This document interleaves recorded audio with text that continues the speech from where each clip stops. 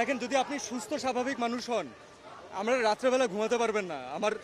আমার কানে এখনো বাজে যে কারো পানি লাগবে, কত পানি আসছে এখন, কারো পানি লাগবে। তো এটা যতদিন মাথায় থাকবে ততদিন পর্যন্ত আমরা শান্তিতে ঘুমাতে পারবো না। এবং এটা দেশের একজন নাগরিক হিসাবে আমরা তো সারা জীবন মানুষের জন্যই কাজ করেছি। আমরা যারা এন্টারটেনমেন্ট ইন্ডাস্ট্রিতে কাজ করি, আমরা কার জন্য কাজ করি? কোনো ইন্ডিভিজুয়ালকে দেখানোর জন্য কাজ করি না, আমরা দেশের মানুষের জন্য কাজ করি। তো আজকে তাদের যে ছাত্ররা, যারা ইয়াংরা, যারা হচ্ছে আমাদের মেইন অডিয়েন্স, যাদের আমাদেরকে প্রয়োজন, আমরা যদি তাদের সাথে না দাঁড়াতে পারি তাহলে আসলে কেন কাজ করলাম? এর থেকে কাজ না করা ভালো, অন্য কোনো কিছু করা বেটার। এবং এই বাচ্চাগুলো কোনো অনৈতিক দাবি রাখে নাই যে তাদেরকে এভাবে করে প্রাণ হারাইতে হবে। এক একজন বাবা মার আহাজারি, এটা যার যায় সে বুঝে ভাই। সো এটা আমি জানি না আসলে এখানে কতটুকু আসলে এখানে ঢেকে ঢেকে বলা পসিবল।